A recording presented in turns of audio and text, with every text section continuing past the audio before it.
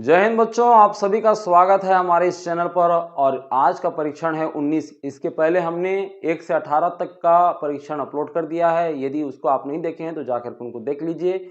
और इसके बाद भी परीक्षण अपलोड किए जाएंगे, तो इसके लिए आपको चैनल को सब्सक्राइब करना होगा। तो चलिए शुरू कर रहे हैं आज का पहला प्रश्न। आज का पहला प्रश्न है कि एक चुनाव में गोपाल को 416 वोट मिले। कितना वोट मिल रहा है? 416 वोट, अर्थात मतदाताओं की 52% की संख्या में उसने वोट पाया है गोपाल ने। तो उसका कितना है, मान कितना है उसका? 416। तो मतदाताओं की कुल संख्या ज्ञात करें। कितना मतदाता थे कि उसका 52% होता है 416। तो मान लो मतदाताओं की संख्या है 100, तो 100 का 52% वोट मिलता है किसको? गोपाल को। तो वो कितना के बराबर है? 416 के बराबर है। इस प्रकार से आपको व्यंजक में लिखना आना चाहिए। अब इस व्यंजक को हम हल कर लेते हैं। तो 100 का 52%, 100 गुणित 52% को हम 52/100 के रूप में लिख लेंगे। फिर ये 416। अगले स्टेप में करेंगे क्या कि 100 को एक तरफ रखते हैं, 52/16 को हम पक्षांतर कर देंगे। तो 416 तरफ जाकर के ये क्या हो जाएगा? 100/52 हो जाएगा। अब इसको हम कटाते हैं, जितना भी कट रहा है 2 से कटाते हैं। 2 दूनी 4 और ये 2 शून्य 0, 2 अट्ठे 16। इसी तरीके से ये 2 दूनी 4, 5 में 4 के बच गया 1, 2 छिक्का 12। फिर हम देख रहे हैं कि 2 से फिर कटेगा, 2 एकम 2, 2 शून्य 0, 2 चौक 8 और ये फिर 2 एकम 2, 2 तिया 6। फिर हम देखते हैं कि 13, 13 एकम 13 और 13 अट्ठे 104। ये हो गया आपका 8 गुणित 100। ठीक है, नीचे तो पूरा कट गया। तो अब इसको जो हम गुणा कर दें, 8 एकम 8 और 0 का 0। ये 800 मतदाता हैं। देखिए विकल्प ये डी ऑप्शन देखिए, 800 कुल मतदाता हैं। इसी का जो है 52% गोपाल को जो है क्या मिला? वोट मिला, जिसकी संख्या हो गई 416। ठीक है, तो इस प्रकार से आपको बनाना रहेगा। अगला प्रश्न हम देखें। अगला प्रश्न क्या है कि एक राजमार्ग पर ABCDE रेस्तरां है। यदि A और B की दूरी 5 मीटर हो तो B और C के बीच की दूरी ज्ञात करना है। अच्छा, हमको क्या मिला है? A और B के बीच की दूरी 5 मीटर। अच्छा, A और बीच की दूरी कितना है? ये 5 मीटर। ठीक है, और राजमार्ग को जो है बराबर भागों में बांट दिया गया है। 1 2 3 4 5 6 7 8 बराबर भागों में बांट दिया गया है। ठीक है, तो इतना तो हमको पता ही चल गया कि 2 खाने का जो है नाप कितना है? 5 मीटर है। तो एक खाने का नाप 5 का आधा, 5 का आधा। और कितना खाना है? 2 खाना है ना।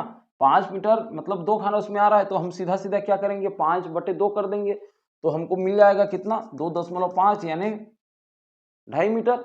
2.5 मीटर है एक खाना की लंबाई। तो हम यहां पर देख रहे हैं कि बी और सी के बीच की दूरी ज्ञात करना है। बी और सी के बीच की दूरी कितना खाना है? 1 2 3, 3 खाना है। ठीक है, जब एक खाना का मान हमको पता चल गया 2.5 मीटर, तो 3 खाना का मान भी आसानी से पता चल जाएगा। 3 से क्या कर देंगे? हम गुणा कर देंगे। ठीक है, तो क्या हो जाएगा? 25 तिया 75 और दशमलव के बाद एक अंक है, तो यहां पर हमको दशमलव लगाना पड़ेगा। तो 7.5 ये हो जाएगा मीटर। तो है ऑप्शन में। जी हाँ, ये पहला है ऑप्शन। देखिए 7.5 मीटर, ये इसका सही आंसर होगा। ठीक है, अगला हम प्रश्न देखें कि एक मकान को 1,05,600 में बेचने पर 12% की हानि होती है। ठीक, तो मकान का क्रय मूल्य क्या होगा? यहां पर जो दे दिया है रेट कितना है? 1,05,600 रुपया। ये बेचने पर, बेचने पर कहने का मतलब है ये विक्रय मूल्य दे दिया है। ठीक है, और क्या बोल दिया है कि 12% की हानि होती है। किसमें हानि हो रही है? क्रय मूल्य में 12% की हानि से जब बेचा जा रहा है तब उसका मान कितना आ रहा है? 1,05,600 ये मान आ रहा है। ठीक है, अब देखिए कि 12% हानि से बेचा जा रहा है। 12% हानि से बेचा जा रहा है, यानी विक्रय मूल्य क्या होगा? 88%। 100% हम मूल्य के हिसाब से देखें तो उसमें जो है 12% कम में बेचा जा रहा है, तो सीधा सीधा 88% में बेचा जा रहा है। और किसको 88% में बेचा जा रहा है कि उसका मूल्य 1,05,600 आ गया, उसी को ज्ञात करना है। तो जो भी क्रय मूल्य यह है उसको हम क्या कर लेंगे, एक मान लेंगे। तो 100 का 88%, 100 का 88%, 88% क्यों, क्योंकि उतना 12% कम में बेचा जा रहा है। तो 100 का 88% कितना आ गया आपका, 1,05,600। ये प्रश्न के अनुसार हम इस प्रकार से लिख रहे हैं। ठीक है, यहाँ पर सीधा बोला है ना कि एक मकान को 1,05,600 में बेचने पर 12% की हानि होती है। उसी को उल्टा भी बोल दें कि 88% बराबर कितना है, 1,05,600 रुपया है, ये भी काम चलता, लेकिन घुमाया है इस प्रश्न को। तो हम देखते हैं कि इसका मान याद कर लेते हैं। ये जो हमको मिला ना 100 का 88%, 1,05,600। तो हम अगले स्टेप में क्या करेंगे कि 100 गुणा 88 बटे हो जाएगा आपका 100, ये क्या होगा 1,05,600 हो जाएगा। अगले स्टेप में होता है ये है कि 100 बराबर क्रय मूल्य क्या है उसको हम एक तरफ रख देते हैं, 88 बटे 100 को उधर पक्षांतर कर देंगे, तो ये हो जाएगा, थोड़ा सा कटाना पड़ेगा तो हमको इसको नीचे में थोड़ा लिखते हैं। वो क्या होगा कि 1,05,600 गुणा आपका 100 गुणा हो जाएगा 88। ठीक है, इधर पक्षांतर होगा तो 88 बटे 100, 100 बटे 88 हो गया। अब इसको हम कटाते हैं, ये 2 से हम पहले कटा लें, 2 चौकाट 2 चौकाट, फिर ये 2 पंचे 10, 2 दूनी 4 और 5 में 4 गया बच गया 1, 2 अट्ठे 16 और शून्य का शून्य। ठीक है, फिर हम 2 से कटाते हैं कि 2 दूनी 4, 2 दूनी 4 और ये फिर 2 दूनी 4, 5 में 4 गया बच गया 1, 2 छिक्का 12, 2 चौकाट और ये शून्य का शून्य। फिर अगले स्टेप में 2 एकम 2, 2 एकम 2 और ये भी कटेगा 2 एकम 2, 2 तिया 6, 2 दूनी 4 और शून्य का शून्य। फिर अगले स्टेप में हम देखते हैं कि 11 एकम 11 और यहाँ पर फिर हो जाएगा 11 एकम 11, 13 में 11 गया बच गया 2 और 2 इसके सामने में आ जाएगा तो 22 हो जाएगा। तो 11 दूनी 22 और शून्य शून्य का शून्य शून्य, मतलब ऊपर में आ गया आपका 1200 और ये गुणित 100 और नीचे में तो 1 हो गया। ठीक है, अभी हम देखते हैं कि 12 एकम 12, 1 2 3 4, 4 शून्य हम लगा देते हैं, 4 शून्य लगाए, इसका मतलब ये हो गया कि 1,20,000 रुपया उस मकान का मूल्य था जिसको 88% में बेचा जा रहा है, तो 1,05,600 हो रहा है। या इसी को हम कहें कि उस मकान का क्रय मूल्य 1,20,000 था जिसको 12% हानि में बेचा जा रहा है। इसका मतलब क्या है, 12% हानि में बेचा जा रहा है तो क्या हो गया, उसका विक्रय मूल्य 88% ही होगा ना, वो कितना हो जाएगा 1,05,600 होगा। ठीक है, अगला हम प्रश्न देखें।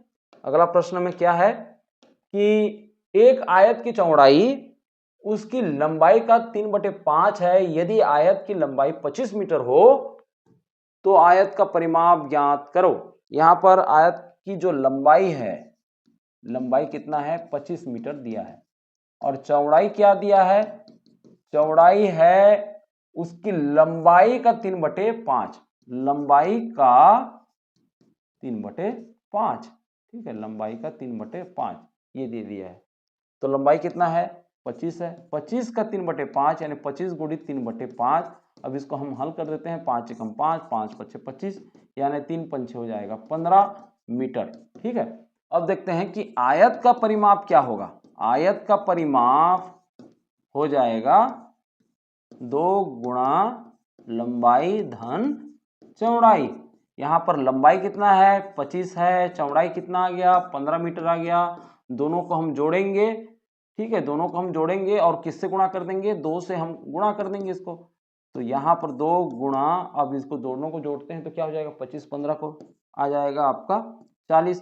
फिर इसका हम गुणा कर देंगे 2 से तो हो जाएगा 2 चौकाट और शून्य का शून्य, 80 मीटर इसका सही उत्तर होगा। देखिए कौन सा ऑप्शन सही है, जी हाँ आपका देखिए बी ऑप्शन इसका सही उत्तर होगा। ठीक, अगला हम प्रश्न देखें कि यदि x बराबर 5, ठीक है, x बराबर 5, y बराबर आपका है 7 और z बराबर 8, तो x वर्ग धन y वर्ग धन z वर्ग का मान होगा x वर्ग धन y वर्ग धन z वर्ग। x वर्ग यानी 5 का वर्ग, 5 का वर्ग, फिर y वर्ग यानी 7 का वर्ग और z वर्ग यानी 8 का वर्ग। हम इनको क्या करते हैं, इसका वर्ग निकाल लेते हैं। तो ये 5 पचे 25, 7 सत्ते 49, 8 अट्ठे 64। अब इकाई इकाई को जोड़ेंगे तो 4 और 9 हो जाएगा 13 और 13 और 5 हो जाएगा आपका 18। हाथ में आया 1। फिर हम देखते हैं कि 1 और 6 हो जाएगा 7 और 7 4 क्या हो जाएगा फिर 11 और 11 2 हो जाएगा आपका 13। तो ये 138 उत्तर आ रहा है। ए ऑप्शन ही क्या है इसका सही होगा 138। ठीक, अगला हम प्रश्न देखें। अगला प्रश्न क्या है कि 5 धन बड़ा कोष्टक में 4 ऋण छोटा कोष्टक में 2 ऋण 1 छोटा कोष्टक बंद बड़ा कोष्टक बंद, क्या होगा इसका मान, ये पूछा है। तो देखिए सबसे पहले हम क्या करेंगे, छोटा कोष्टक को हल करेंगे। 4 ऋण 2 में 1 गया तो क्या आ जाएगा उत्तर, 2 में 1 गया तो 1 आएगा।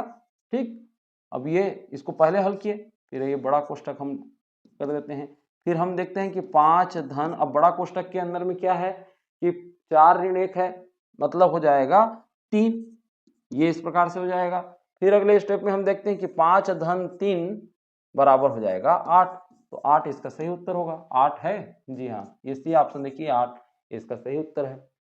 6 अंकों की सबसे बड़ी और सबसे छोटी संख्या का अंतर क्या होगा, ये बहुत बार पूछता है इस प्रकार से प्रश्न। 6 अंकों की बड़ी संख्या यानी 6 बार आपको 9 लिखना है, और सबसे छोटी संख्या किस प्रकार से लिखना है, आपको 1 लिखना है और उसको 6 अंकों की संख्या बनाना है। तो 1 2 3 4 5 6, तो इनके बीच में अंतर क्या होगा, चलिए इसको घटा करके देखते हैं। 9 में 0 गया 9, 9 में 0 गया 9, 9 में 0 गया 9, 9 9 9 में 1 गया आपका 8, तो ये हो जाएगा कितना हो जाएगा 8,99,999। ये बी ऑप्शन इसका सही उत्तर होगा 8,99,999। ठीक, अगला हम प्रश्न देखें, वो यह है कि 20 पैसे को 1 रुपये की भिन्न के रूप में लिखो। 20 पैसा को 1 रुपये की भिन्न के रूप में लिखो। तो यहाँ पर पैसा दे दिया है और रुपया दे दिया है, तो हम करते क्या हैं, रुपया को भी पैसा में कन्वर्ट कर लेते हैं। तो 1 रुपया बराबर क्या हो जाएगा, 1 रुपया बराबर हो जाएगा 100 पैसा। तो सीधा सीधा प्रश्न ये है कि 20 पैसे को 100 पैसे की भिन्न के रूप में लिखो, है ना। तो यहाँ पर 20 पैसा बटे 100 पैसा, ठीक है, अब ये भिन्न के रूप में हम लिख रहे हैं। तो यहाँ पर क्या हो जाएगा, ये शून्य कट जाएगा, ये शून्य कट जाएगा, 2 एकम 2, 2 पंचे 10, यानी 1/5 हो जाएगा। तो कौन सा उत्तर सही है, ये देखिए बी ऑप्शन 1/5 इसका सही उत्तर है। अगला स्टेप में हम देखें कि वह बड़ी सी बड़ी संख्या कौन सी है जिससे 244 और 1028 को भाग दिया जाए तो हर हालत में 4 शेष रहे। 4 शेष रहे तो हम क्या करते हैं, 244 में 4 को घटा ही देते हैं, है ना, निकाल ही देते हैं, 4 शेष तो बचाना ही है, तो हो जाएगा 240। उसी प्रकार से 1028 में भी 4 शेष बचेगा, इसको भी हम घटा देते हैं, कम कर देते हैं, तो ये हो जाएगा 1024। अब आ गया 240 और 1024, हम दोनों का क्या निकाल लेते हैं, महत्तम समापवर्तक निकाल लेते हैं, क्योंकि महत्तम समापवर्तक से ही सबसे बड़ा गुणनखंड हमको मिल जाएगा।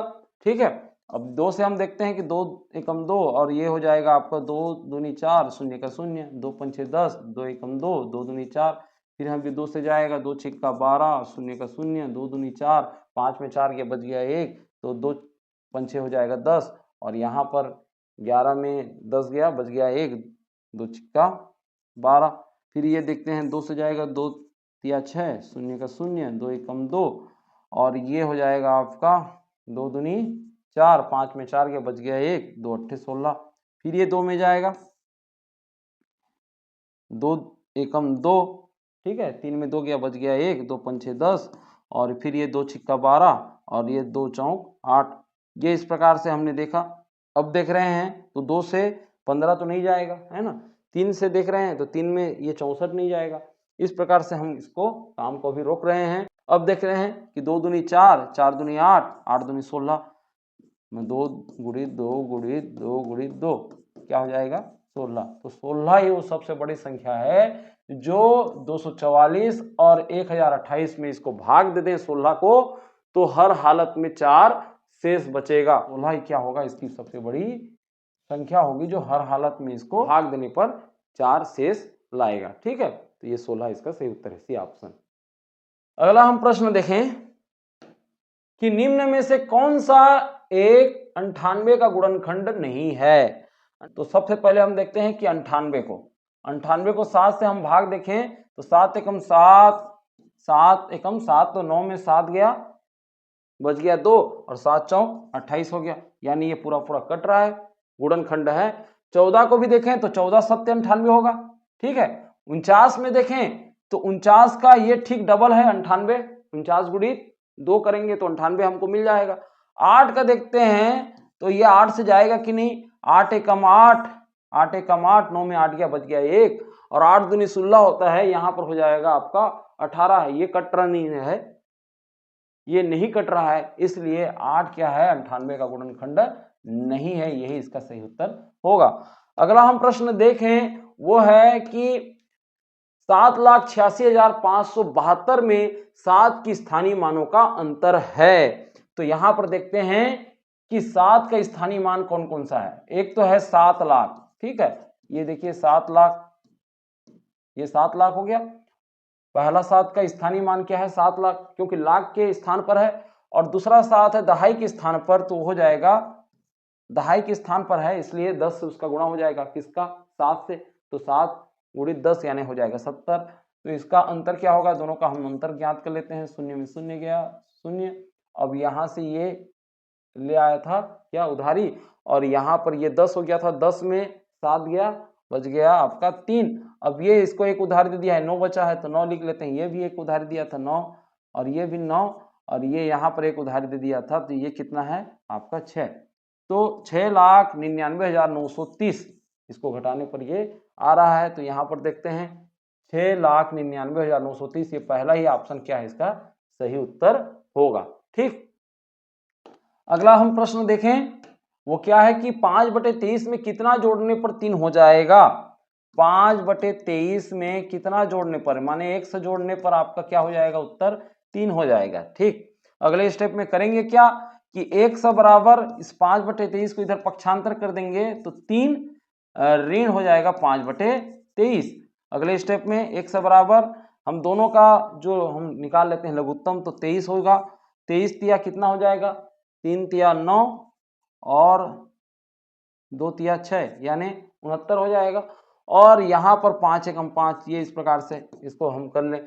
अगले स्टेप में क्या हो जाएगा कि 69 में हम 5 को घटा देंगे तो हो जाएगा 64, 64/23, और यही 64/23 देखिए ऑप्शन में है, ये ऑप्शन 64/23, तो यही इसका क्या होगा सही उत्तर होगा। अगला प्रश्न क्या है कि 100 मीटर और 5 सेंटीमीटर बराबर कितना होगा। देखिए 1 मीटर बराबर आपका तो हो जाएगा 100 सेंटीमीटर, ठीक है, 100 सेंटीमीटर बराबर हो जाएगा 1 मीटर, तो ये 100 मीटर बराबर क्या होगा, अब सीधा सीधा 100 से गुणा हम कर देंगे 100 का, 1 मीटर बराबर 100 सेंटीमीटर, तो 100 मीटर बराबर 100 गुणित 100 सेंटीमीटर। अब हम देखते हैं कि ये कम 1 1 2 3 4 4 शून्य हम लगा देते हैं, ठीक है, ये हो जाएगा 4 शून्य, मतलब हो जाएगा आपका 10,000 सेंटीमीटर हो गया, 10,000 सेंटीमीटर। अब उसमें हम 5 को और जोड़ देते हैं, ठीक है, 5 को और जोड़ दिए तो ये हो जाएगा आपका 10,005 सेंटीमीटर। तो कौन सा है इसका सही उत्तर, यहाँ पर देखिए सी ऑप्शन देखिए 10,005 सेंटीमीटर, ये इसका सही उत्तर होगा। ठीक, अगला जैसे प्रश्न है इसको हम इरेज कर दें सबको, तो ये हो जाएगा आपका 2.34 ऋण 1.34, क्या होगा इसका उत्तर। सीधा सीधा है, ये है कि 2.34 में हम 1.34 को क्या कर देते हैं घटा देते हैं, ठीक है, तो घटाएंगे तो क्या होगा, इसमें ख्याल रखने वाली बात है कि दशमलव के नीचे में दशमलव ही आपको लिखना है। तो 4 में 4 गया शून्य, 3 में 3 गया शून्य, दशमलव के नीचे में दशमलव, 2 में 1 गया 1, तो उत्तर क्या आ रहा है 1 उत्तर। तो यहाँ पर बी ऑप्शन देखिए एक उत्तर इसका सही उत्तर होगा। अगला प्रश्न हम देखें कि कितने धन का साधारण ब्याज 12 सही 1/2% वार्षिक दर से 8 वर्षों में 1560 हो जाएगा। यहां पर जो दे दिया है वो क्या दिया है कि ब्याज तो दे दिया है, कितना हो जाएगा ब्याज 1560 रुपया। ठीक है, कितने धन का यही नहीं दिया है, मूलधन इसी को ज्ञात करना है। मूलधन को हम मान लेते हैं 100। ठीक है, साधारण ब्याज दर कितना है, साधारण ब्याज दर है आपका 12 सही 1/2%।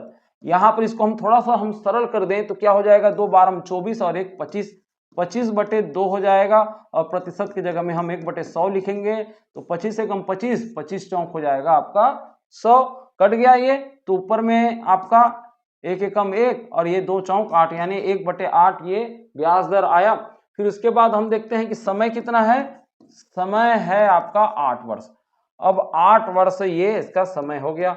अब हमारे पास जो सूत्र है वो सूत्र क्या है कि ब्याज बराबर क्या होता है, ब्याज बराबर मूलधन गुणित दर गुणित समय। तो यहां पर ब्याज का जो मान दिया था वो कितना दिया था, ब्याज का मान 1560, 1560। हम इसको नीचे थोड़ा कर लें, ये तो 1560 बराबर मूलधन हम 1 माने थे, दर कितना है 1/8 और समय कितना है 8। हम यहां पर देख रहे हैं कि ये 8 कट गया, ये भी 8 कट गया, मतलब 1 गुणित 1 ही बचा। तो यहां पर हम देख रहे हैं कि 1560 बराबर 100। ठीक है, 100 का गुणा 1 के साथ होगा तो 100 ही आएगा। तो यहां पर यह पता चल रहा है कि मूलधन क्या था, उतना ही था जितना ब्याज बना है। ठीक है, तो इसका उत्तर क्या हो जाएगा, इसका उत्तर सी ऑप्शन देखिए 1560 है। यानी 1500 का साधारण ब्याज 12 सही 1/2% वार्षिक दर से 8 वर्ष में उतना ही राशि होगा 1560 रुपया ही।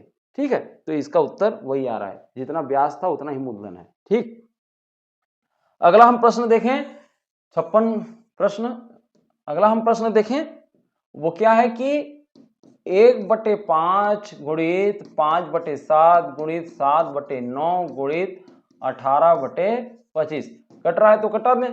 ठीक है, 9 एकम 9, 9 दूनी 18, ये कट गया, 5 एकम 5 और ये 5 एकम 5 ये भी कट गया, 7 एकम 7, 7 एकम 7 ये भी कट गया। ऊपर में कितना आया, ऊपर में हम देख रहे हैं कि 2 आया है, नीचे में कितना है आपका 25 है। ठीक है, तो ये इस ऑप्शन से है कोई, जी हाँ, ये देखिए डी ऑप्शन ये इसका सही उत्तर होगा 2/25। अगला प्रश्न है कि कौन से वर्ष में फरवरी के 29 दिन नहीं होंगे, बोल रहा है नहीं होंगे। तो लीप वर्ष में 29 दिन होते हैं और लीप वर्ष की पहचान क्या है कि वो 4 का गुणज होता है। तो 4 का गुणज जो नहीं होगा, जो भी संख्या जो भी सन, वही क्या होगा, लीप वर्ष नहीं होगा। और लीप वर्ष नहीं होगा तो उसमें फरवरी के 29 दिन नहीं होंगे। ठीक है, तो हम देख रहे हैं यहां पर। और 4 का गुणज क्या कहलाता है कि अंतिम के 2 अंकों को देखेंगे, इकाई और दहाई को, यदि वो 4 से भाग चला जाता है तो 4 का गुणज है, या शून्य रहेंगे दोनों इकाई और दहाई तो भी वो 4 का गुणज होगा। तो हम यहां पर देख रहे हैं कि 1900 ये 4 का तो गुणज होगा ही क्योंकि इकाई दहाई में शून्य है। 1800 भी 4 का गुणज होगा ही। अब बात आती है 1992 और 70 में। तो हम देखते हैं कि 92 को पहले देख लेते हैं, ये 4 से जा रहा है कि नहीं। तो 4 एकम 4, 4 दूनी 8 और 9 में 8 गया, बच गया 1 और 4 तिया 12, ये तो चला गया 92। अब क्या है 70 को देखते हैं, 70 4 में जा रहा है कि नहीं। 4 एकम 4, 4 एकम 4, 7 में 4 गया, बच गया 3 और 4 का हम पहाड़ पढ़ें तो हो जाएगा 4 7 28 और 4 8 32।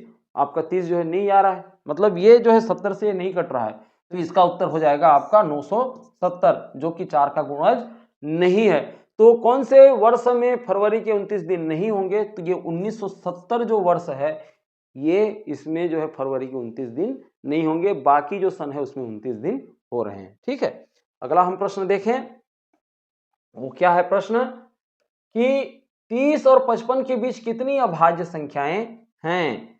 30 और 55 के बीच में आपका 31, 37, 41 और 47 और देखें तो 53। ठीक है, 1 2 3 4 5, 5 जो है अभाज्य संख्याएं हैं, तो ये बी ऑप्शन होगा 5। आपको करना क्या है, 1 से 100 तक की जितनी भी अभाज्य संख्या है उनको याद कर लेना है। ठीक है, तब आपसे इस प्रकार से गणित जल्दी बन जाएंगे। फिर अगला हम प्रश्न देखें। अगला प्रश्न है कि 7/10,000, 7/10,000 धन 9 आपका हो जाएगा 1000, फिर धन 3/100। तो इसका उत्तर क्या होगा, इसको जोड़ने से क्या उत्तर आएगा। सबसे पहले इनको जो है दशमलव में हम कन्वर्ट कर लें, दशमलव में, तो ये हो जाएगा आपका, यहाँ पर दशमलव है समझिए, 1 2 3 4, 4 कदम इसको करना पड़ेगा, तो 7 लिखते हैं, 1 2 3, यहाँ पर ये दशमलव लग जाएगा, धन का धन, फिर यहाँ पर दशमलव है मानते हैं, फिर 1 2 3, यहाँ पर एक इसको बनाना रहता है नीचे को, 3 कदम चला तब ये जा करके एक आया, तो उसी प्रकार से 9 में हम 1 2 3, ये 3 कदम चलाए तो इसको 0.009 ये आ गया। फिर अगले स्टेप में यहाँ पर दशमलव है मान के चलते हैं, तो 1 2 कदम चलाना पड़ा, 2 कदम जैसे ही चलाए तो ऊपर का भी चलेगा, तो ये 3 और 1, 3 हो गया आपका 1 कदम, और एक शून्य डाले तो 2 कदम हो गया, यहाँ पर आपको दशमलव लगाना पड़ेगा। तो हमने क्या किया, इस भिन्न को हमने दशमलव के रूप में लिख लिया। अब हम देखते हैं कि दशमलव के बाद जो दशांश में क्या है, दशांश में इधर शून्य है, इधर शून्य, इधर भी शून्य, तो हम शून्य लिखेंगे। फिर देखते हैं कि जो 100वां भाग है, 100वां भाग में भी आपका ये केवल 3 है, फिर उसके बाद 1000वां भाग में देख रहे हैं कि 9 है, और फिर 10,000वें भाग में आपका 7 है।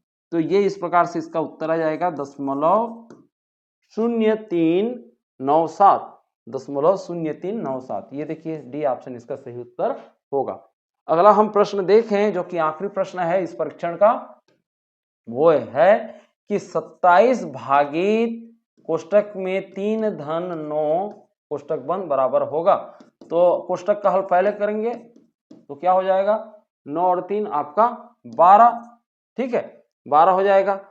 तो 27 को जो है 12 से हम भाग दें तो क्या होगा, 12 दूनी हो जाएगा आपका 24, 27 में 24 गया तो 3 शेष बचेगा, पूरा पूरा जो भाग गया वो था 2, और 3 शेष बचा है इसको ऊपर लिखेंगे और 12 को नीचे लिखेंगे। ठीक है, इसको सरल करते बनता है तो कर लीजिए। ये देखिए 3 एकम 3, 3 चौक 12, यानी 2 सही 1/4 इसका सही उत्तर होगा। बी ऑप्शन देखिए 2 सही 1/4 इसका सही उत्तर है। तो इस प्रकार से सारे प्रश्नों के हल आपको समझ में आ गए होंगे। इसी तरीके से आप हमसे जुड़े रहिए, और कोई भी प्रश्न यदि समझ में नहीं आ रहा है तो आप कोशिश कीजिए कि एक बार और वीडियो को देख लें। यदि फिर भी समझ में नहीं आ रहा है तो आप कमेंट करके हमको लिख भेजिए, हम उसका जवाब जरूर देंगे। हम मिलते हैं कि नए परीक्षण में।